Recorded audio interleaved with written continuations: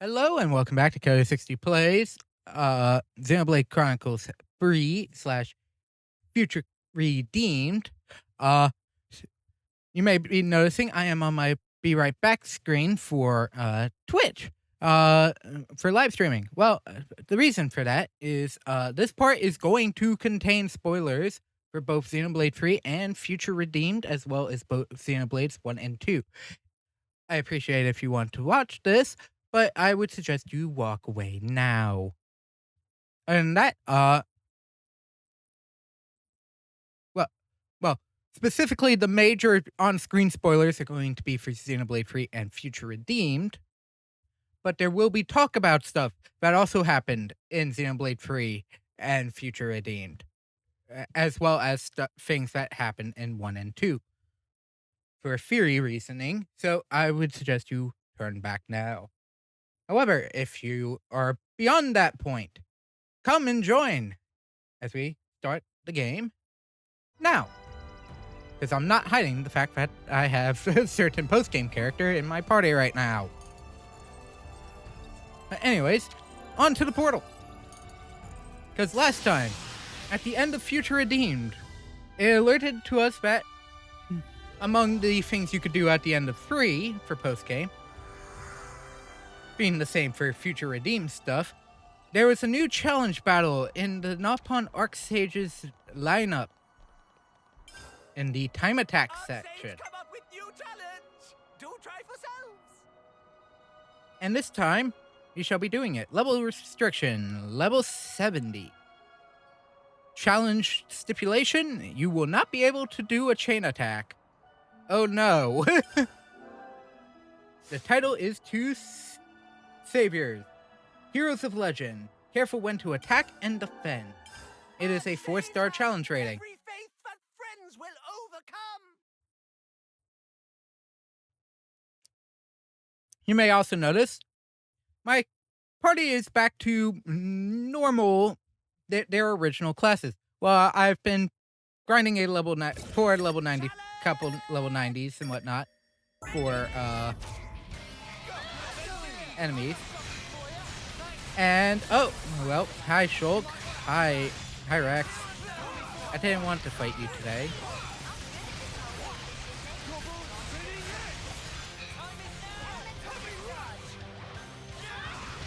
God Hoover.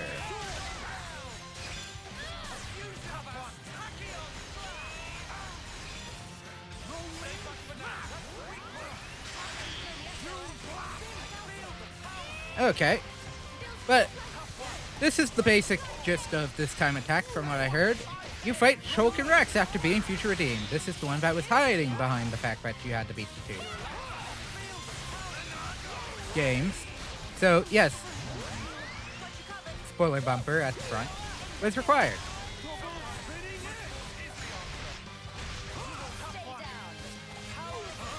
Apparently I am Rex's target today.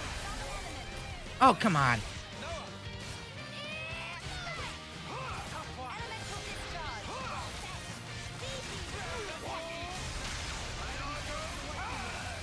Okay, Shulk has way too much health for what he is.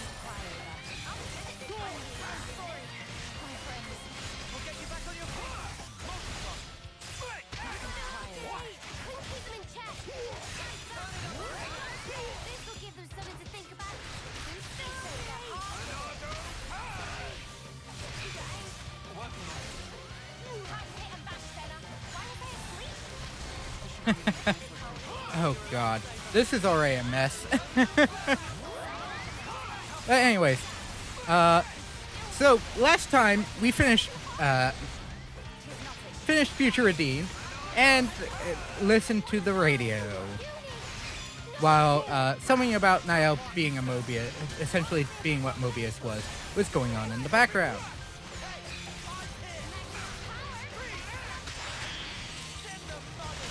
So, well, I want to talk about some of the things about that and some other things that came up in other areas. Well, one. So, right now I'm having to use the Trinity processor for everything. Yes, I say that because at the end of Future Redeemed, it's heavily implied that both the Fist of the End was Numa, while Noah and Mobius End's Sword of the End had Malos's, or the Logos Crystal.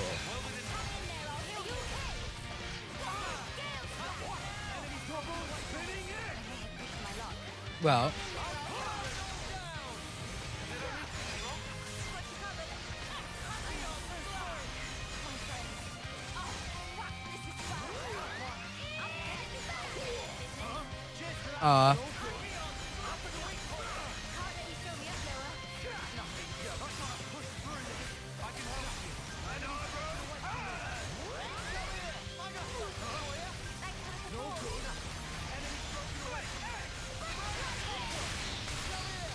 and by Shulk! Oh, wait, how did you already get down? Get back here!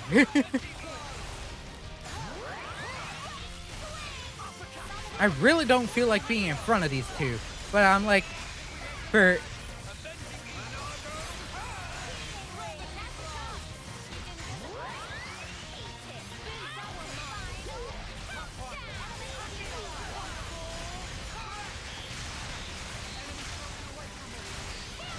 There we go. And now Shulk's almost dead. Back onto the phase. And I'm gonna die as Noah again. Yep. Sword bash! I'm already dead again. I wonder if how difficult they are is dependent on how you've built them in Future Redeemed. That would actually be a good touch. Like how the only thing that can break Shulk is Lucky 7. But as I was saying, so why do I say Noah's Lucky 7 is probably a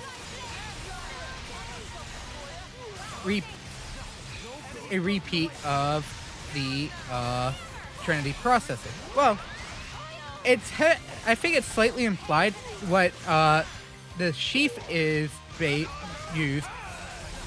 What was used in the sheath was the Fist of the End, probably after Riku got it from Matthew. Because obviously, this Riku is in fact the Riku from that time period. I don't want to actually know how in the world that works. Okay. There we go. Go down, Shulk. Oh! Get away from that AoE! Get away from that AoE!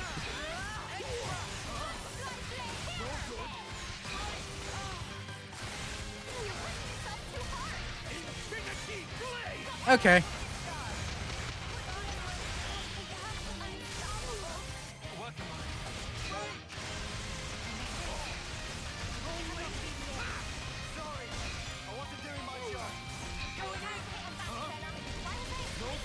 No, Melio's still dead. I'll save the healer.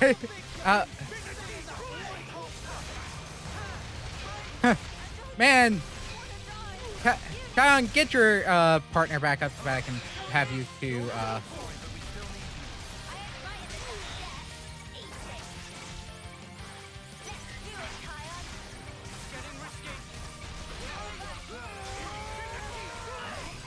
Yeah. Oh!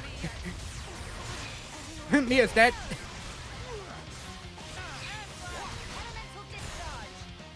But, and I have a feeling, while it's not implied, Noah's original version of the sword fighting blade was not the traditional version of, not the normal color, which is black. It was, red, similar to the Minato. So I have a feeling maybe that is a little bit of A's work, or maybe from a certain aspect of Alpha leaving, it was maybe potentially a reference from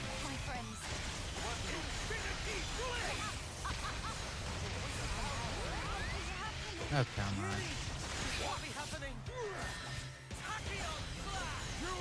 But I have a feeling, oh,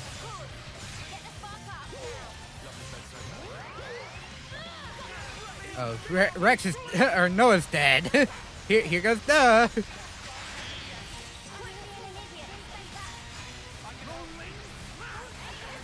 Oh, maybe I shouldn't be in front of him. Okay. Invincible.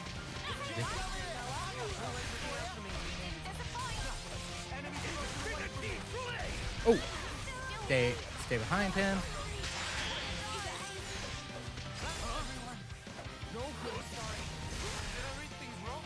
Oh, Mel is alive. I can't change anything. Well, there's that. Yes, let's retry that. I think the better choice is probably to focus down Rex.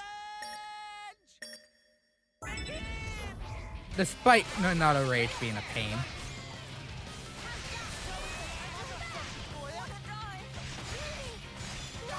How did Uniore die?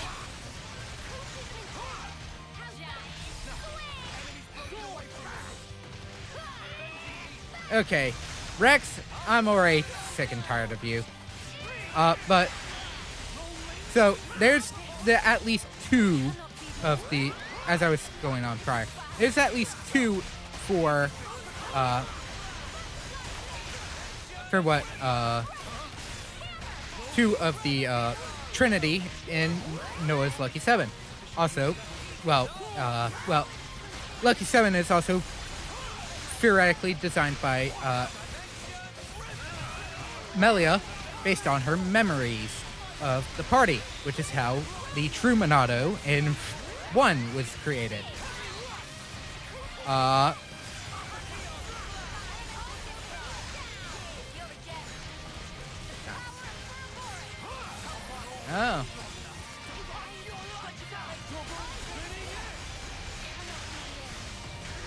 Oh, I missed the I missed the topple.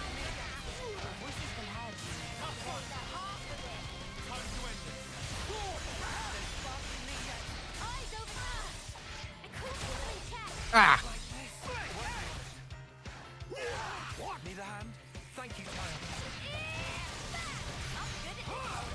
But and at the end of the game, right towards the end, you absorb. He absorbs N, which I assume means you also absorb his version of Sword of the End, which means hey, hello, there's the Logos crystal, core crystal. So he's just the entirety of the Trinity processor in Noah's Blade. Another theory I may have grabbed. Rex brought up, and I brought this up before, but I'll bring it up again. Rex brings up that a core crystal is inherently dominant, where maybe irises don't count towards the hereditary portion. Because here's the thing, Niall has the Mio/Nia core crystal, meaning there is a 25% chance that Gondor also has the core crystal. By process of elimination. Oh, why did I come over here for backfire?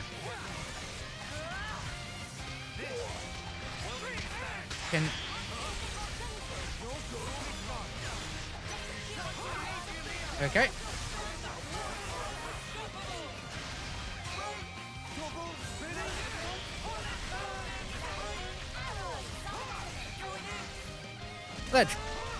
I need Rex down.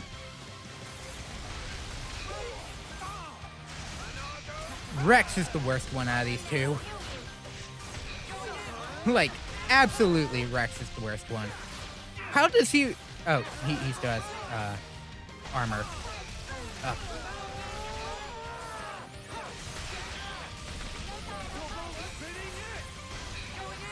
Oh, I meant to wait! I needed the resist all down.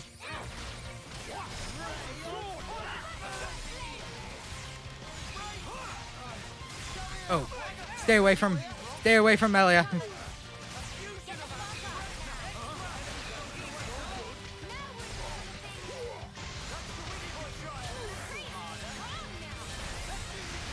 Assume stance offensive. Oh god.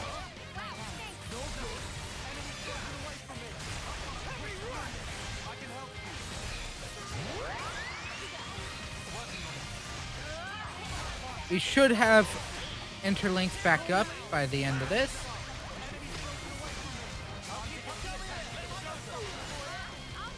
But,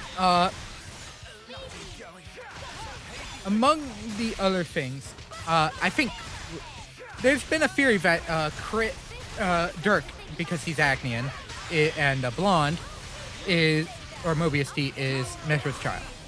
I actually don't think this. One, well, he doesn't act like any of the other, any of the three wives. So, yeah, someone could have issues there with that. But I think the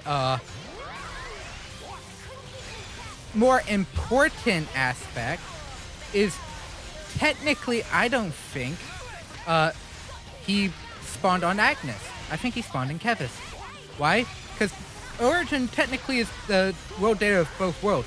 Technically, I think a different...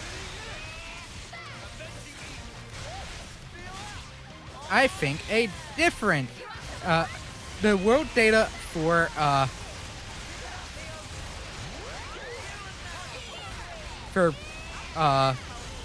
the Ionis does have a Aegis help the main character. Whether or not you believe that is a different story. But it could explain how a certain other character probably got there in the first place. Because the story goes in Xenoblade 1, the Aegis will come in as a friend to the main character, but then try the character's resolve later in the story. Oh, hello, Chris. Oh, that sounds exactly like you. And now, back to the Ouroboros. Because you, sir, are the worst out of these two freaking pains.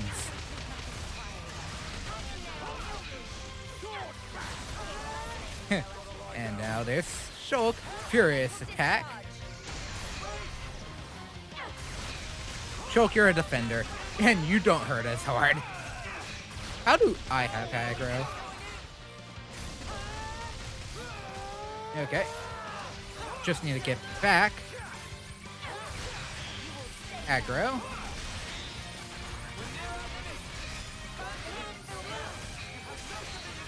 And, ow. I can't use Smash because I'm stuck in here. But resist! Resistance down, fricker. You're going to get murdered. And I don't care. You will die. This was the correct path, though.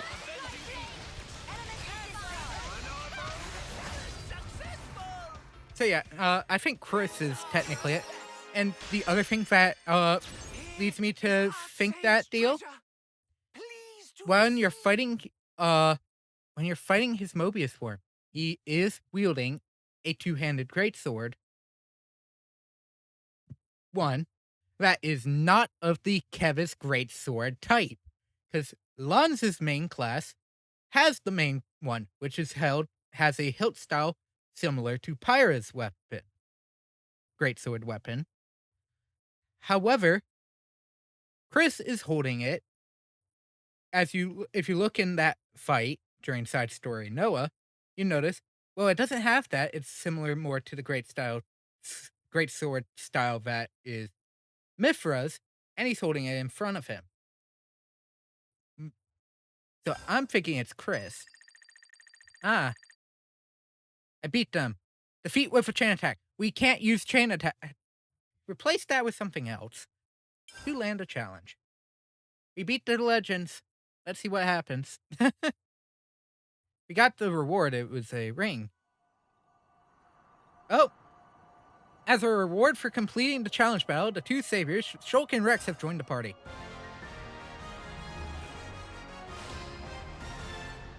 Oh, hi, Shulk. You're not gonna say anything? Oh, nothing went to promotion. Oh, hi, Rex. You also don't get one. Oh.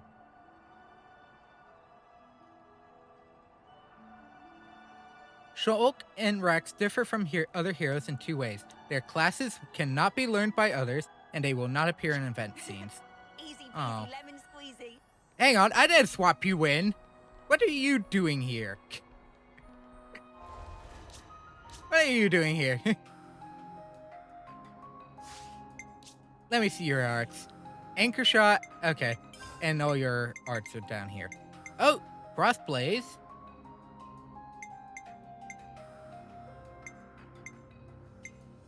And Rolling Smash. He doesn't get the other one. Okay. And Affinity Blade. Which, by the way, means nothing.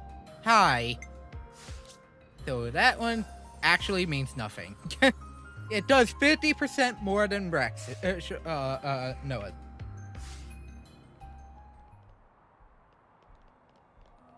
Whoop-dee-doo.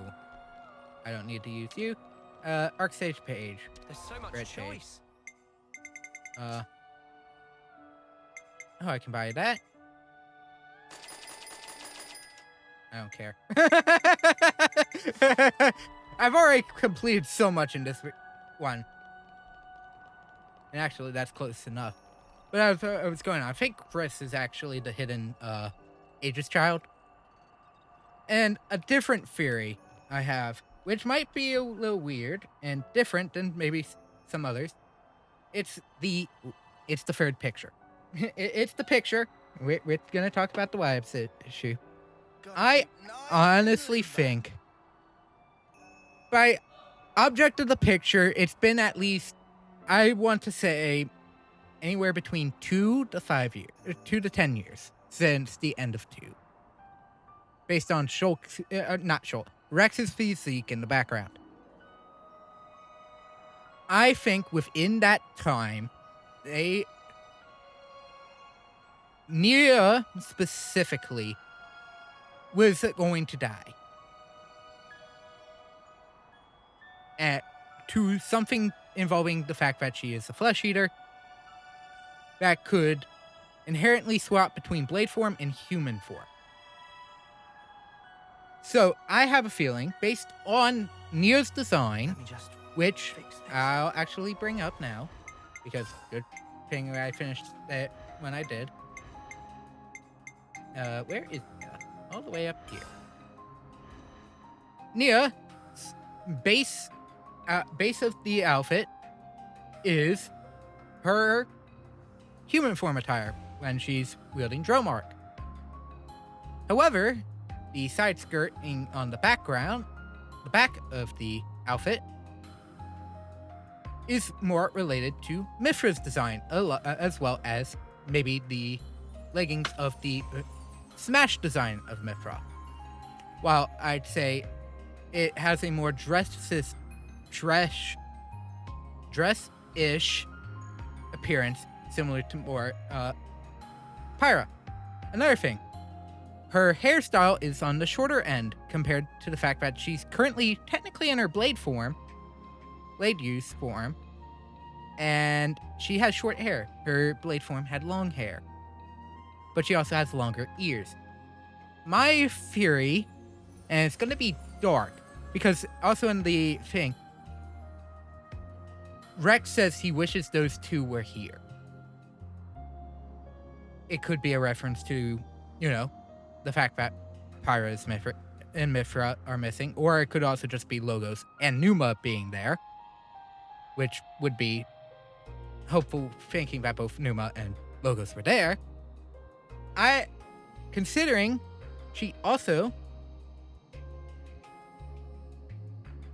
Nia also gets access to both of their weapons in their original forms, and if you look closely enough, both core crystals are there. Both cores are there.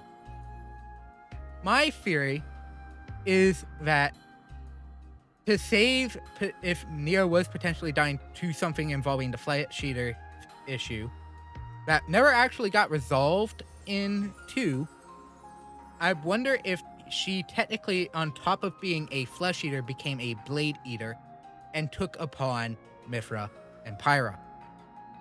And the deal was, well, you have to be, we get kids too, you have to be the mother of all three. That's the best way I can put it, but it would explain some things. Why, especially, where in the ever-loving heck are Pyra and Mithra? And the fact they probably were assimilated into Origin. Which is also the thing. And also, it's called the Anima Sword and not the Catalyst Scimitar. So, good questions on that end. But that's only a theory I kind of thought of. It's like, but why wouldn't Pyra and Mithra appear other than the, if you weren't lucky, you got assimilated into Origin to be, revived later once the worlds had fully joined. If Mobius didn't, both Mobius and probably Ontos didn't step in. Well, maybe because they're a part of Nia. It would also explain another thing, how Nia can generate Ouroboros stones. Because, as we denote, that's the power that comes from the Numa crystal in the Fist of the End.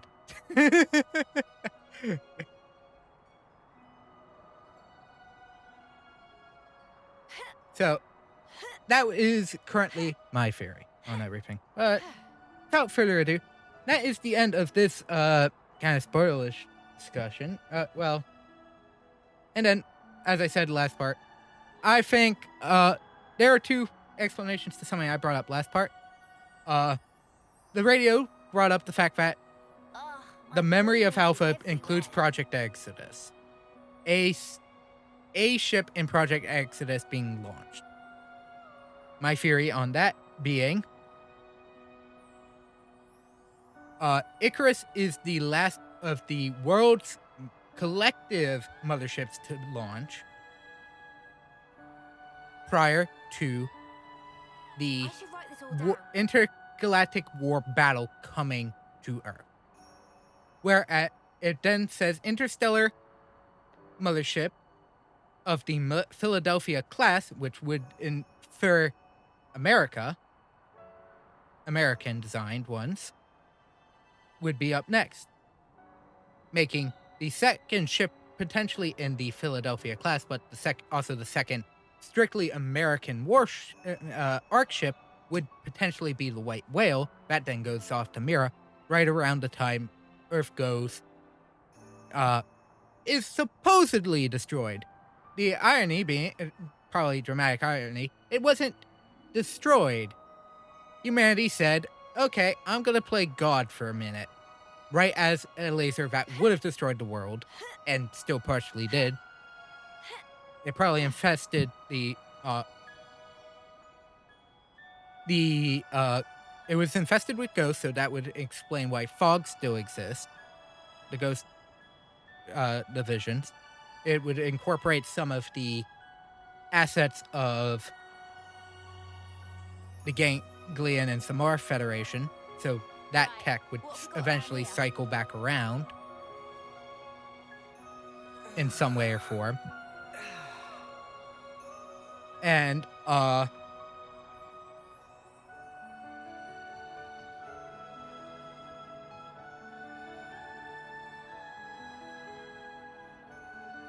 my mind just died. Huh? Hey, did you Essen- guys hear something? Essentially, what I'm trying to say is, after that, then White Whale leaves, forming Mira, while Icarus, which is probably leading to Saga because there were talks of also characters from Saga in the radio, as well as Vector on the radio, we're gone first into the Sagittarius Belt portion of the Milky Way, arm of the Milky Way. So that's already started going. So I'm thinking potentially Saga got bumped up a year because I looked at Saga's timeline and it doesn't match up whatsoever. At least up until this point.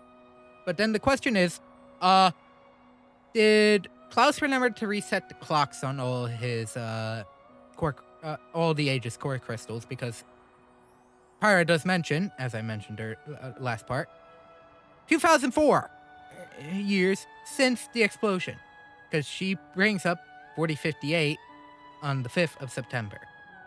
In the year 4058, world goes boom 2054, with Mira being discovered in 2056 after the white whale gets knocked into it by a legion of the ghost enemies, which are theorized to be the Gnosis from Saga. But now we have a world that can fight the Gnosis equally due to the fact that the Gnosis are here. It's the Fog versions.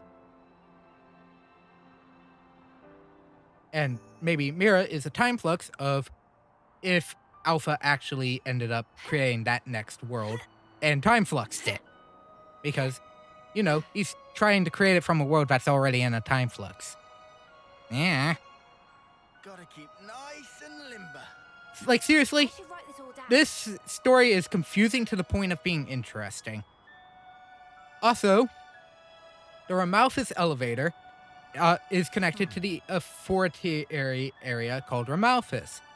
There is also mention of the Minos authority, so that might be a separate area on Earth. Meaning, if that's true, is there potentially a Minos elevator that also held Xenosaga's Zohar? Meaning, is there a third elevator? Because rule of 3, and is there a third version of this frickin' cross? Conduit S Zohar cross that is going to be majorly important. And be the scope of the next series. Unless that's Gears. And will never be touched upon again. Thanks, Square. But anyways, that's going to be it for this Every day's a part. training day. Next time we meet,